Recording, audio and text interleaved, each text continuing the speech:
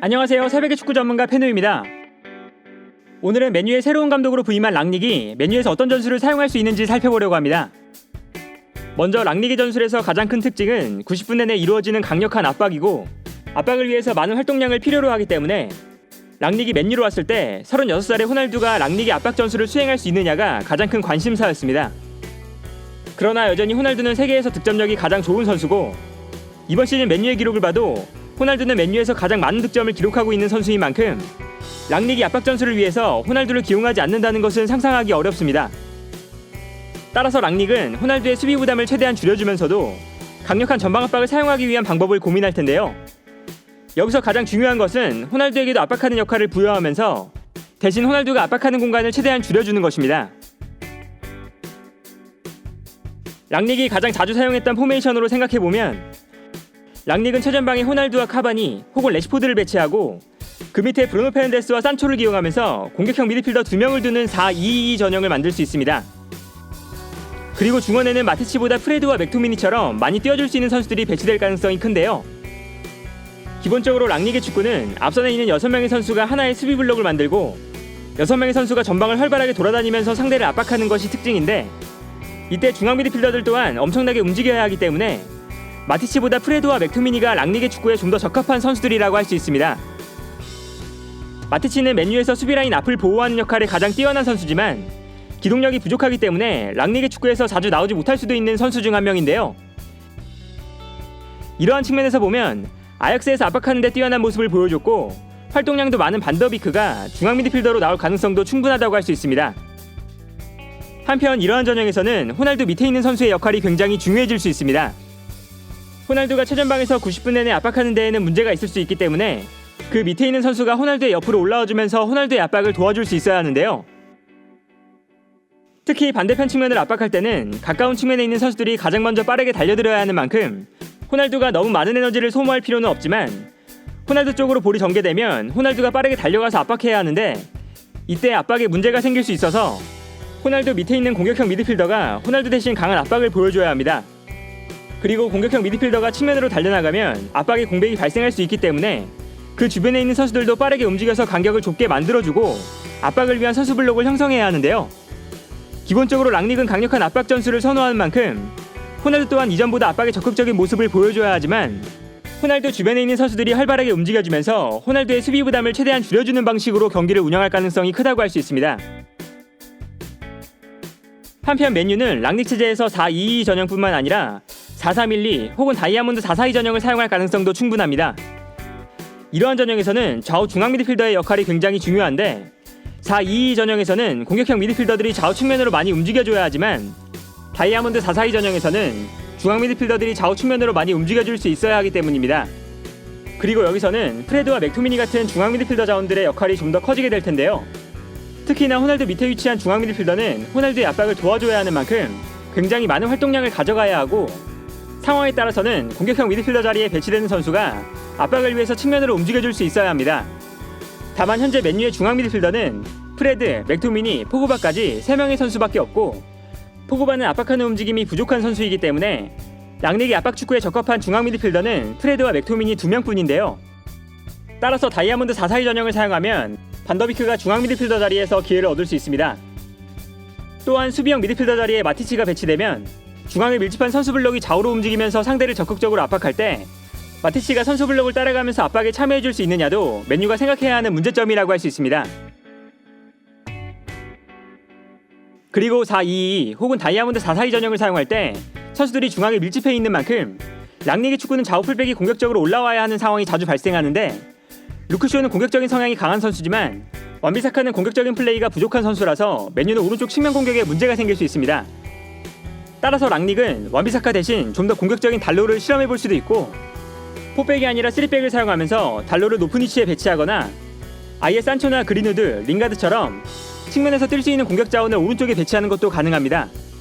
그리고 공격적인 자원들을 오른쪽에 배치한다면 오히려 완비사카를 3백의 오른쪽 중앙 수비수로 배치할 수도 있는데, 수비할 때는 완비사카가 측면으로 움직이면서 포백을 형성하고 앞선에 있는 공격 자원들의 수비 부담을 덜어주는 방향으로 경기를 운영하는 것도 생각해볼 수 있습니다. 이렇게 3백과 4백을 유연하게 사용하게 되면 완비사카의 수비적인 능력을 살리면서 동시에 측면 공격수를 윙백의 자리에 배치하는 것이 가능해지는데요. 랑닉이 감독으로 팀을 이끌 때 3-5-2 전형을 종종 사용해왔기 때문에 완비사카의 공격적인 능력을 보완하기 위해서 3백을 사용하는 것도 충분히 고려해볼 수 있습니다. 그리고 랑닉은 4-2-2나 다이아몬드 4-4-2 혹은 3-5-2 전술처럼 중앙에 선수들이 모여있는 전술뿐만 아니라 4-3-3이나 4-2-3-1처럼 맨유가 평소에 사용했던 포메이션을 그대로 사용할 수도 있습니다. 랑닉은 4-2-3-1이나 4-3-3 전형도 종종 사용했었는데요. 맨유에는 레시포드, 산초, 그린우드, 링가드처럼 측면에서 뛸 수 있는 자원들이 충분히 있는 만큼 측면 공격수를 활용하는 포메이션을 사용할 가능성도 있습니다. 그러나 솔샤르 감독과 다른 점은 4-2-3-1 전형이나 4-3-3 전형을 사용한다 하더라도 좌우 측면 공격수들이 중앙으로 모여들고 선수들이 중앙에 밀집한 전형을 만든다는 것입니다. 따라서 측면 공격수를 사용한다 해도 측면 자원들이 중앙에서 자주 플레이할 텐데요. 한편 맨유가 어떤 포메이션을 사용하든 중요한 것은 랑닉이 강한 압박 전술을 사용하기 때문에 랑닉 감독 체제에서 기동력이 떨어지거나 압박하는 플레이가 부족한 선수들은 입지가 줄어들 수 있고 반대로 기동력이 뛰어난 선수는 입지가 늘어날 수 있습니다. 특히 호날두처럼 최전방 공격수는 주변에 있는 선수들이 많은 활동량을 가져가면서 압박에 도움을 줄 수 있지만 포그바처럼 중원에 있는 선수가 압박에 적극적으로 참여하지 못한다면 랑닉의 전술에서 제외될 수 있습니다. 더군다나 호날두가 압박하는 플레이에 약한 상황이라서 포그바까지 중원에서 뛰지 않으면 랑닉의 압박 축구가 제대로 이루어질 수 없는데요. 따라서 포그바는 랑닉이 부임한 이후 가장 입지가 위험한 선수라고 할 수 있습니다. 또한 압박이 부족한 모습을 보여주는 마샬이나 기동력이 많이 떨어져 있는 마타 같은 선수들도 랑닉의 전술에서 제외될 가능성이 큰 선수들이고 마티치 또한 만으로 33살, 신체적으로 기동력이 많이 떨어진 상태라서 많이 뛰어줄 수 있는 프레드와 맥토미니에게 중원에서 주전 자리를 내어줄 수도 있습니다. 반면에 카바니, 반더비크, 링가드 같은 선수들은 랑닉 체제에서 많은 기회를 받을 수 있는 선수들입니다. 카바니는 이번 시즌 부상을 자주 당하면서 경기에 많이 나오지 못했지만 워낙 전방 압박이 뛰어난 선수인 만큼 경기에 나올 때마다 맨유에서 가장 강력하게 상대를 압박하는 모습을 보여줬는데요. 현재 맨유의 공격진에서 가장 압박에 대한 움직임이 좋은 선수라서 부상만 없다면 카바니는 랑닉 체제에서 기회를 충분히 받을 수 있는 선수라고 할 수 있습니다. 한편 반더비크는 솔샤르 체제에서 자주 기용되지 않았지만 랑닉 체제에서는 출전 시간이 많이 늘어날 가능성이 높은 선수인데 반더비크는 아약스에서 상대를 압박하는 플레이에 훌륭한 모습을 보여줬던 만큼 랑닉이 압박 축구에 어울리는 특성을 가진 선수입니다. 더군다나 중앙 미드필더부터 공격형 미드필더까지 중원 전 지역에서 플레이할 수 있기 때문에 랑닉이 4-2-2 전형을 사용할 때 반더비크가 나올 수 있는 위치가 4자리나 되는 상황이라서 다양한 위치에서 반더비크가 활용될 수 있을 텐데요. 또한 링가드도 압박에 적극적인 선수고 공격형 미드필더와 최전방 공격수 자리에서 모두 뛸 수 있어서 솔샤르 감독 체제에서는 경기에 자주 나오지 못했지만 랑닉 감독 밑에서는 경기에 좀 더 많이 나올 수 있습니다. 그리고 호날두, 레시포드, 카바니, 그린우드, 산초, 링가드, 반더비크까지 역습 상황에서 오프 더블 플레이에 뛰어난 선수들이 많다는 것도 랑닉 체제에서 적합하다고 할 수 있습니다. 랑닉은 강력한 압박으로 볼을 빼앗은 이후에 빠르게 역습을 진행하는데 이때 볼을 소유하거나 패스를 주고받기보다 선수들이 공간으로 침투해 들어가고 수비 뒷공간으로 한 번에 볼을 찔러주는 직선적인 플레이를 보여주는데요.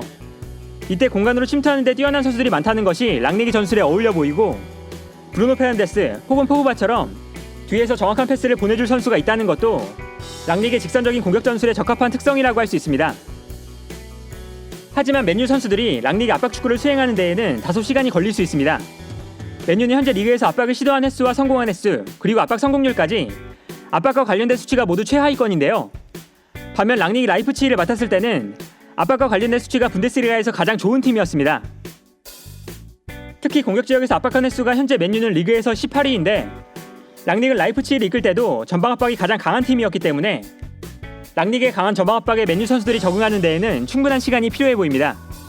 그리고 랑닉은 강한 압박을 위해 나이가 어린 선수들을 위주로 팀을 구성하면서 라이프치히는 랑닉이 이끌 당시 분데스리가에서 평균 나이가 가장 어린 팀이었지만 맨유는 현재 프리미어리그에서 평균 나이가 높은 편에 속하는 만큼 팀의 에너지 자체가 랑닉의 강한 압박에 따라가지 못할 수도 있는데요. 많은 기대를 받고 있지만 동시에 예상되는 문제점들도 존재하는 랑닉의 맨유. 랑닉이 과연 어떤 축구를 보여줄지 많은 축구 팬들이 랑닉의 맨유를 기대하고 있지 않나 합니다. 오늘 영상은 여기까지고요. 시청해주셔서 감사합니다.